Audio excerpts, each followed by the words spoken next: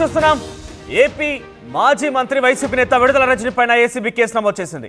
YCP హయాంలో 2020 సెప్టెంబర్లో పల్నాడు జిల్లా ఎడ్లపాడులోని ఒక స్టోన్ క్రషర్ దగ్గరకు వెళ్లి ఆ స్టోన్ క్రషర్ యజమానిని బెదిరించి 2.2 కోట్లు అంటే సుమారుగా 2,20,00,000 రూపాయల వసూలు చేసినట్టుగా పక్కా ఆధారాలతో ఏసీబీ అధికారులు ఈరోజు కేసు నమోదు చేశారు.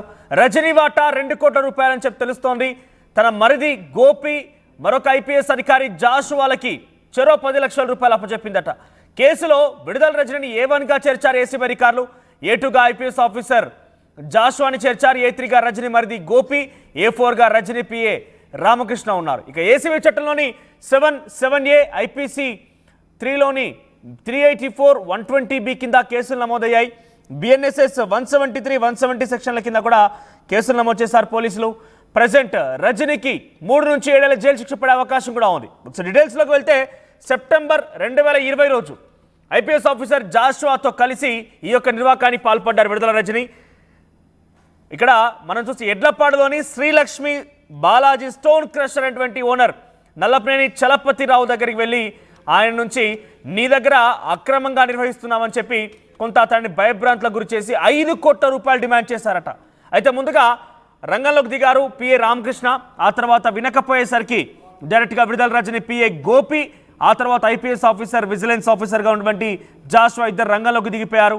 ఇక అప్పటికి ఆ చలపతిరావు ఇవ్వలేదు, డబ్బులు ఎట్టి పరిస్థితుల్లో కూడా ఇవ్వను అని చెప్పి తేల్చి చెప్పేసరికి డైరెక్ట్గా విజిలెన్స్ అధికారులతో తన బృందంతో వెళ్ళాడు జాషువా. ఐపీఎస్ ఆఫీసర్ని వినియోగించి ఐపీఎస్ ఆఫీసర్ ఉపయోగించి విడుదల రజని నిర్వాకానికి పాల్పడగా చాలా క్లియర్గా అర్థమవుతోంది. ఇక విజిలెన్స్ అధికారులతో శ్రీ లక్ష్మీ బాలాజీ స్టోన్ క్రషర్ దగ్గరికి వెళ్ళినటువంటి జాషువా తన బృందంతో వెళ్ళిపోయి తనిఖీలు చేపట్టి ఒక రిపోర్ట్ రెడీ చేసి ఇది రూల్స్కి వ్యతిరేకంగా ఉంది అని చెప్పి నేను రెడీ చేస్తున్నాను, రేపు మాపను ఫైన్ కట్టాల్సి ఉంటుంది, 50 కోట్ల రూపాయల ఫైన్ విధిస్తాను, 50 కోట్లు కడతావా, ఎమ్మెల్యే గారికి 5 కోట్లు ఇస్తావా అని చెప్పి ఆయన డిమాండ్ చేసిన నేపథ్యంలో సరే ఇక చేసేదేమీ లేక తన వ్యాపారం ఎక్కడ దెబ్బతింటుందో, తన కుటుంబం ఎక్కడ రోడ్డు పడుతుందని భావించినటువంటి చలపతిరావు ఆ ఎమ్మెల్యేకి 5 కోట్లు ఇవ్వడానికి అంగీకరించాడు. ఈ నేపథ్యంలోనే 2,20,00,000 రూపాయలు ఇచ్చాడట.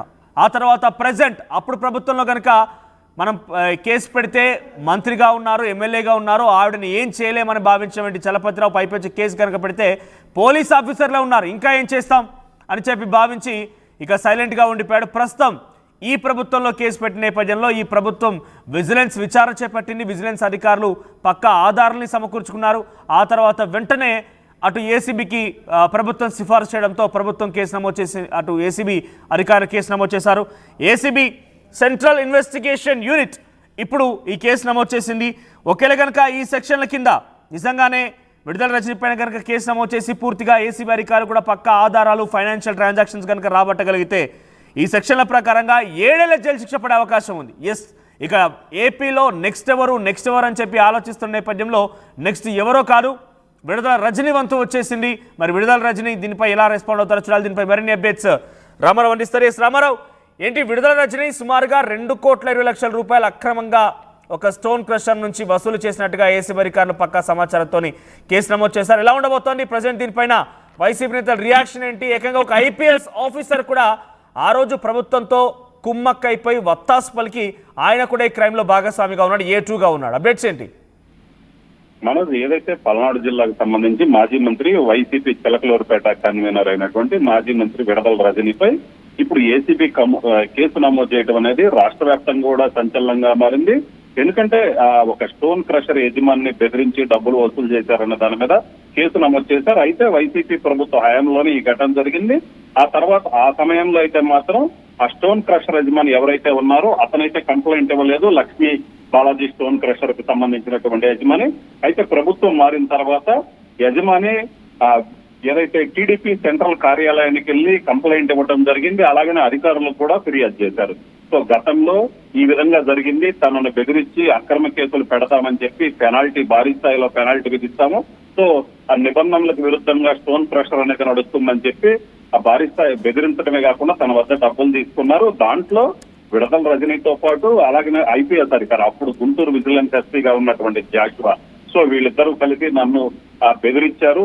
సో ఈ నేపథ్యంలోనే దీనికి సంబంధించి చర్యలు తీసుకోవాలంటూ కూడా ఆయన ఫిర్యాదు చేయడం జరిగింది. సో దీనికి సంబంధించి చూసుకున్నట్లయితే మొదట విజిలెన్స్ డీజీతో హరీష్ కుమార్ తో పూర్తి స్థాయిలో విచారణ జరిపించారు.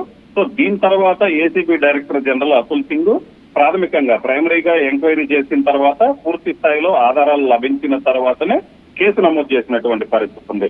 సో మొత్తం మీరు చూసినట్లయితే ఇప్పుడు మాజీ మంత్రి విడదల రజనీ మీద కేసు నమోదవటం రాష్ట్ర వ్యాప్తంగా సంచలనం సృష్టించని చెప్పుకోవచ్చు. ఈ కేసులో ఫర్దర్ గా ఎలాంటి పరిణామాలు ఉంటాయనేది అయితే మాత్రం కొంత సంచలనంగా మారుతుంది, కొంత ఆసక్తిగా మారుతున్నటువంటి పరిస్థితి ఉంది. ఎందుకంటే కరెక్ట్ గా ఒక 20 రోజుల క్రితం చూసుకున్నట్లయితే విడదల రజనీ ప్రెస్ మీట్ పెట్టింది. ఆమె మామ అయినటువంటి మామ మీద కూడా కేసు నమోదు చేశారు. సో దానికి సంబంధించి కూడా అప్పుడు విడదల రజనీ మాట్లాడింది.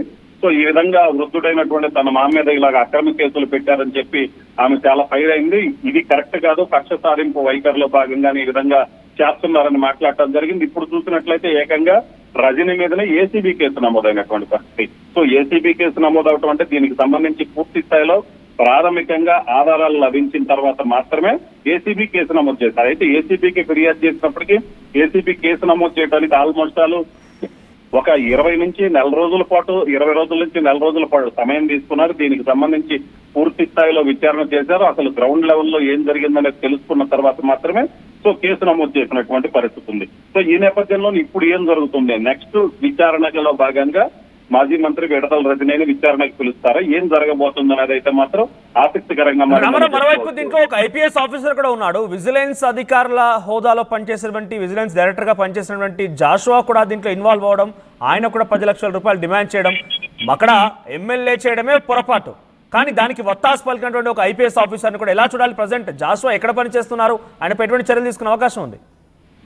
ఖచ్చితంగా, ఎందుకంటే ఐపీఎస్ అధికారి జాషువా అప్పట్లో గుంటూరు జిల్లా విజిలెన్స్ ఎస్పీగా పనిచేస్తున్నారు.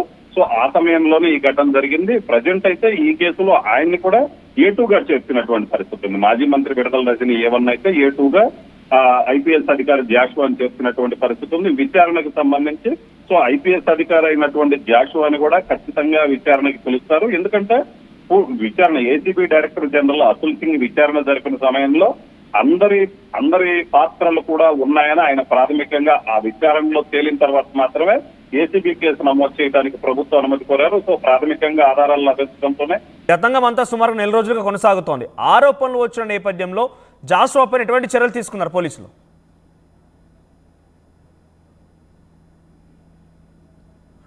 రైట్ రామారావు, కేసు నమోదు అవ్వటం కావచ్చు, ఆరోపణ జరగటం కావచ్చు, వచ్చిన తర్వాత ఖచ్చితంగా అధికారి మీద ప్రభుత్వ పరంగా చర్యలు తీసుకోవడం జరుగుతుంది. ఎందుకంటే సినీ నటి మస్వాని కేసులో చూసాము. సో ఆ అధికారులను కూడా ఐపీఎస్ అధికారులు కూడా సస్పెండ్ చేసినటువంటి పరిస్థితి ఉంది. సో ఈ నేపథ్యంలోనే జాషువా మీద కూడా ఏసీబీ అధికారులు కేసు నమోదు చేసిన నేపథ్యంలో ప్రభుత్వం ఆయన మీద కూడా చర్యలు తీసుకునే అవకాశం ఉంది. మనోజ్, విడుదల రజనీ ఎక్కడ రియాక్ట్ అయ్యే విషయం పైన నెల రోజులుగా విజిలెన్స్ అధికారులు విచారిస్తున్నారు. తర్వాత ప్రభుత్వం కూడా ఏసీబీకి ఫిబ్రవరి 10వ తేదీనే కేసు నమోదు చేయాలని కొంత సిఫారసు చేసింది. ఈ తతంగమంతా నడుస్తున్న నేపథ్యంలో తను ఎక్కడైనా వివరణ ఇచ్చే ప్రయత్నం కానీ అటువంటి తేదీలేదని కొట్టిపారేసే ప్రయత్నం కానీ చేశారా? సో ఇప్పటికైతే మాజీ మంత్రి విడదల రజనీ దీని మీద స్పందించలేదు. అయితే మొదటి నుంచి కూడా ఆమె చిలకలూరుపేట వైసీపీ కన్వీనర్ గా వెళ్ళినప్పటి నుంచి కూడా ఆమె చెప్తూనే ఉంది. ఏదైతే నెల రోజుల క్రితం ప్రెస్ మీట్ పెట్టి తన మామ మీద కేసు నమోదు చేశారు, అలాగనే వైసీపీ వాళ్ళని బెదిరించాలని చూస్తున్నారని ఆమె ఆ రోజు ప్రెస్ మీట్ పెట్టడం జరిగింది. తప్పుడు కేసులు పెట్టి వేధించాలని చూస్తున్నారు అని ఆమె మొదట్లోనే చెప్పడం జరిగింది. ఏదైతే చిలకలూరుపేట వైసీపీ కన్వీనర్ గా వెళ్ళిన సమయంలోనే క్లియర్ గా చెప్పడం జరిగింది, తప్పుడు కేసులు పెట్టి వేధించాలని చూస్తున్నారని చెప్పడం జరిగింది. సో ఈ నేపథ్యంలోనే ఇప్పుడు కేసులు పెట్టడంతో విడదల రజనీ ఎలాగ రియాక్ట్ అవుతారనేది అయితే మాత్రం ఆసక్తిగా మరి. ఎందుకంటే గతంలో కూడా కావాలనే వేధిస్తున్నారు, తప్పుడు కేసులు పెడుతున్నారు, తప్పుడు ఫిర్యాదులు చేపిస్తున్నారు. అలాగనే వైసీపీకి సంబంధించినటువంటి నేతల మీద, సోషల్ మీడియా యాక్టివిస్టుల మీద కేసులు పెట్టిన సమయంలో కూడా ఆమె క్లియర్ గా చెప్పారు, కావాలనే వాంటెడ్లీ వేధించడానికి ప్రయత్నిస్తున్నారని కూడా ఆమె క్లియర్ గా చెప్పడం జరిగింది. సో ఇప్పుడు ఈ కేసు ఏకంగా ఇప్పటిదాకా ఆమె అనుచరుల మీద కేసులు పెట్టారు, ఇప్పుడు ఏకంగా ఆమె మీదనే కేసు నమోదైన నేపథ్యంలో ఆమె ఏ విధంగా రియాక్ట్ అవుతుంది అనేది మాత్రం ఆసక్తిగా మారింది. మనోజ్, రైట్ రామారావు, సో మొత్తం మీద మాజీ మంత్రి విడుదల రజనీ పైన ఏసీబీ అధికారులు కేసు నమోదు చేశారు. సో ఇప్పటికే చాలా పక్కాగా విజిలెన్స్ అధికారుల తనిఖీలు చేపట్టి నిజంగానే జరిగింది అని నిర్ధారించుకున్న తర్వాత విడుదల రజనీ పైన కేసు నమోదు. ఇంతకీ ఏం జరిగిందంటే కనుక 2020 సెప్టెంబర్లో చిలకలూరుపేట సమీపంలోని ఎడ్లపాడు అనేటువంటి ఒక ప్రాంతంలో శ్రీలక్ష్మి బాలాజీ స్టోన్ క్రషర్ అనేటువంటి స్టోన్ క్రషర్ దగ్గరికి వెళ్ళిపోయి కొంతమంది అక్కడ ఐపీఎస్ అధికారి కానివ్వండి, ముఖ్యంగా విడుదల రజని పిఏ రామకృష్ణ అనే వ్యక్తి ముందుగా బెదిరింపులకు పాల్పడ్డాడు సదరు ఓనర్ చలపతిరావు పైన. మీరు వెంటనే 5 కోట్ల రూపాయలు ఎమ్మెల్యే గారికి చెల్లించాల్సిందే, లేదంటే కనుక మీ పైన విచారణ ఎదుర్కోవాల్సి ఉంటుంది. మీరు కొంత భయభ్రాంతులకు గురి చేసి బెదిరింపులకు పాల్పడ్డాడు పిఏ రామకృష్ణ. అయితే ఆ చలపతిరావు ఎట్టి పరిస్థితుల్లో వినలేదు. నాకు అన్ని పర్మిషన్స్ ఉన్నాయి, అన్ని రకాలుగా నేను ప్రభుత్వం ట్యాక్స్ కడుతున్నాను, అన్ని రకాల పర్మిషన్స్తోనే ఇక్కడ క్రషర్ నిర్వహిస్తున్నానని చెప్పుకొచ్చాడు. అయితే అప్పటి వరకు ఎటువంటి కంప్లైంట్ రాలేదు. కానీ డైరెక్ట్గా ఇప్పుడు ఐపీఎస్ ఇక్కడ రైట్ సైడ్ ఫోటోలో కనబడుతున్న వ్యక్తి జాషువా విజిలెన్స్ డైరెక్టర్గా ఉన్నారు. సో ఆయన డైరెక్ట్గా రంగంలోకి దిగిపోయి ఆయనతో పాటుగా విడుదల రజని మరిది గోపి కూడా రంగంలోకి దిగిపోయి ఈ మొత్తం నిర్వాకానికి పాల్పడ్డారు. నువ్వు ఇప్పుడు ఇస్తే 5 కోట్లు ఇవ్వాల్సి ఉంటుంది, నేను డైరెక్ట్గా రంగంలోకి దిగాను కాబట్టి విచారణ చేపట్టి నేను నీపైన 50 కోట్ల రూపాయల ఫైన్ వేస్తానంటూ ఆయన ఏకంగా తన బృందంతో పాటుగా దిగిపోయి ఆ క్రషర్ మొత్తాన్ని పరిశీలించి విచారణ చేపట్టి ఒక ఫార్మాట్ రెడీ చేశాడు. ప్రభుత్వ పరంగా దుర్వినియోగం జరుగుతోంది, రూల్స్కి వ్యతిరేకంగా ఉందని చెప్పి ఆ స్టోన్ క్రషర్ యజమాని పైన 50 కోట్ల ఫైన్కి సిద్ధమయ్యాడు. అది ఆ రకంగా డాక్యుమెంట్ సిద్ధం చేసుకున్నాడట.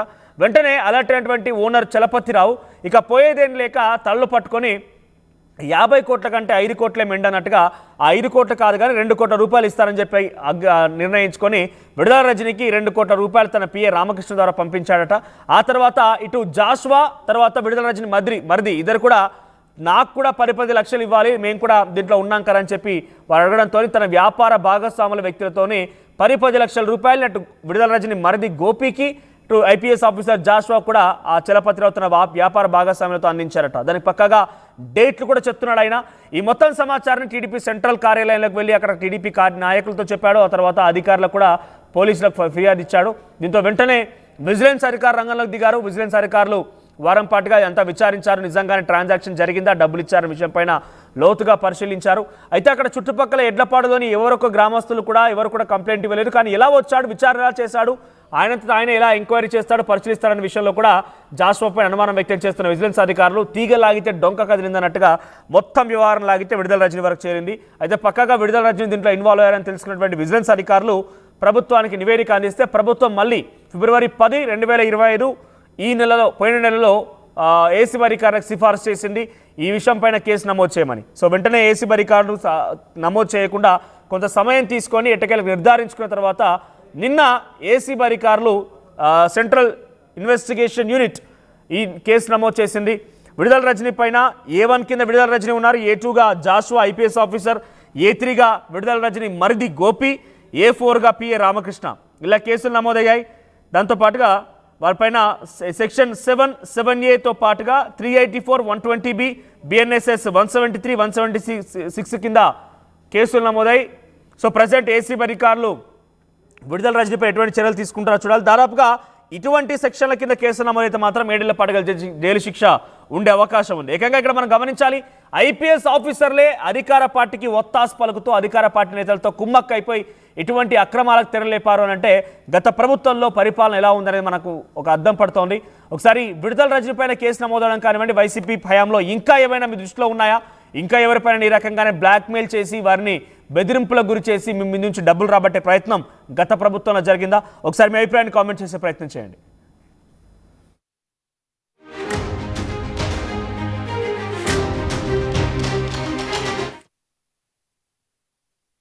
మీ సివిల్ సర్వీసెస్ కలను సాకారం చేసుకోవడానికి Vishnu IAS academy general studies prelims cum mains batch, anthropology, sociology, PSIR optionals April 21న ప్రారంభం.